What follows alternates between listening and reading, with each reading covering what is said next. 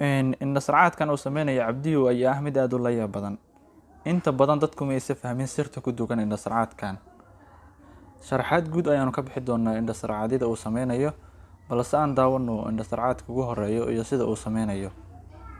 هذا maanta maxaa noogu talagashay cabdi maanta maxaa nigu togole wax oo waa waxa u jeedin silin caadi waa u jeedin birtana soo qabtay intaas aan u saaray kana qabtay dhulkaas u jeedin bas u jeedin silinkan inta u jeedin silin kale la socdo isbedel ama aragtay may silinka inuu waa baxay wax qosol badan inta ku soo baxaa waree haddii aad daawatay waxaa laga yaabaa inaan weli fahmin. Si aan u fahanno aan isla fahanno sharaxaadda guud, horta wax meesha yaallo ma ahan shilin ee waa wax u eg shilin.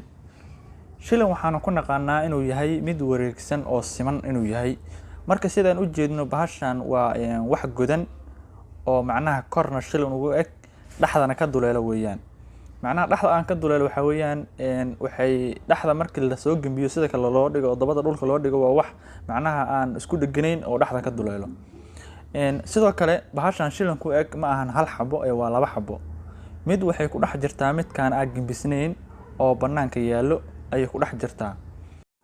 marka maadaama shilinka iyo isku eg yihiin bahasha dahabiga ah, waxaa la sameynayaa in shilinka banaanka yaallo laga qariyo wuxuu maadaama shilin aysan ahayn oo dhaxda uu iska duleelo dhaxdan ugu eg yahay bahasha dahabiga ah. shilinka banaanka yaallo ayaa laga qarinayaa kii oo bahasha dahabiga ku jiray ayaa lagu soo muujinayaa. si lagaga qariyo marka waxaa la sameynayaa midkan ayaa oo macnaha gambisnayn ayaa gadaal loo jiidayaa, tartiib ayaa macnaha loo gambinayaa maadaama mid uu ku jiray. kan kalena shilinka ayaa lagu dul gambinayaa, asigana gadaal ayaa loo jiidayaa, farta ayaa lagula qabanayaa, kadibna waa la soo gambinayaa. marka waxaa lagu leeyahay kan wax ma ku jiro waa maya, kana wax ma ku jireen haa, marka hal xabo kuma jiraan midkan fiiri. markii la gambinayo macnaha oo sida kale loo dhigo waxaa ku muuqanayo inuu waxba isa ku jiro laakiin shilin ayaa ku jiro oo shilinkaas wuxuu eg yahay bahasha dahabiga ah. kan kalena shilinka ku jiray horay ayuu ugu jiray marka hadda lama gelin. marka wuxuu meesha waxaa kala wareegayo mar walba waxaa kala wareegayo waa 2 shilin ma ahan hal shilin. wuxuuna shilin ma ahan.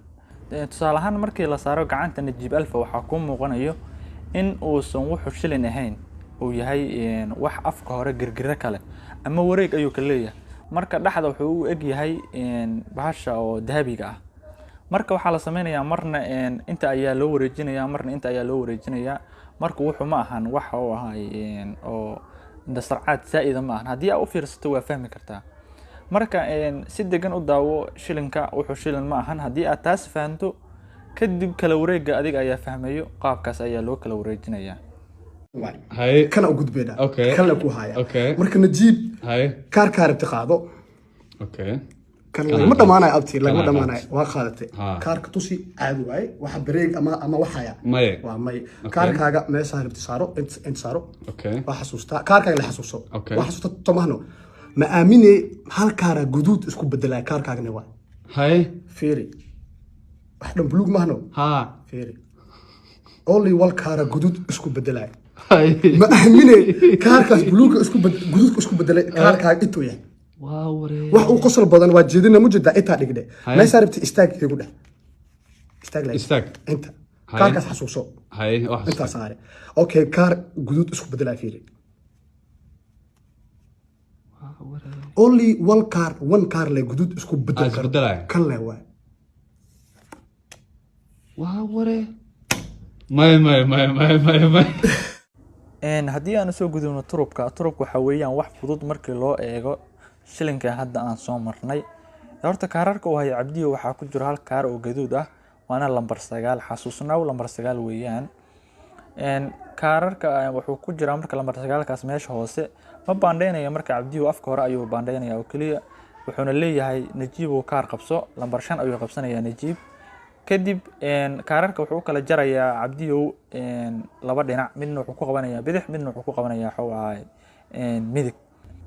sidoo kale kaararka uu midig ku hayo Cabdiyo waxa uu hooseeyo lambar 9 gaduud ah. kadib Najiib waxa loo soo taagayaa gacanta bidix waxa leeyahay kaarka inta saar kadibna waxaa la dul saarayaa kaarka gaduudka ahay oo lambar 9 ahay ayaa la dul saarayaa. kadib waxaa leeyahay kaarkaada gaduud ayuu isku bedeli doonaa. kadibna waxaa la fiirinayaa kaararkii. Cabdi markuu wuxuu fiirsanayaa kaar gaduud ah iyo kaarka ka hooseeyo ayuu fiirsanayaa oo lambar 5 ah. kadib wuxuu sameynayaa Cabdi inuu soo qabayo kaarka gaduudka ah iyo kaarka lambar 5 ah. kadib kor ayuu soo saarayaa, kadibna labada kaar ayuu isku qabanayaa. waa lambar 5 iyo lambar 9. afka hore oo macnaha qaybta lambarada laga tiriyo wuxuu kaaga soo muujinayaa lambar 5, laakiin dhabarka dambe wuxuu ugu hayaa lambar 9 gaduudka ahayd. kadib wuxuu leeyahay kaarkaada gaduud ayuu isku bedela. kadib wuu ku celinayaa lambar 9 uu hayayna banaanka ayuu soo dhigayaa. kaararka ayuu baandheynayaa, kadibna wuxuu leeyahay Najiib waxay dhahdaa meesha ku istaag. laakiin haddii aad u fiirsato ma ku tusayo meesha uu baandheynayo oo wuxuu ku tusayaa lambar 9 u diyaarsanay oo u hooseeyay ayuu ku tusayaa. kadibna wuxuu gacanta kaas xasuusna ayuu leeyahay. ogaawna lambar 9 horay ayuu banaanka ku yaalay oo gaduud ah. marka meesha uu baandheynayo ma ku tusin ee wuxuu ku tusay gacantiisa meesha ugu hooseysay. waxaan u diyaarsanay lambar 9 u diyaarsan ayuu ahaa. 9kaas gaduud uu isku bedel ugu leeyahay, hore ayuu gaduud u ahay, banaanka ayuuna yaalaa. marka kaasna haddii aad u fiirsato asigana waa fahmaysaa. marka labada indhasarcaad sidaas weeyaan. haddii aad fahantay muuqaalka like sar siina share gareey. wassalaamu calaykum.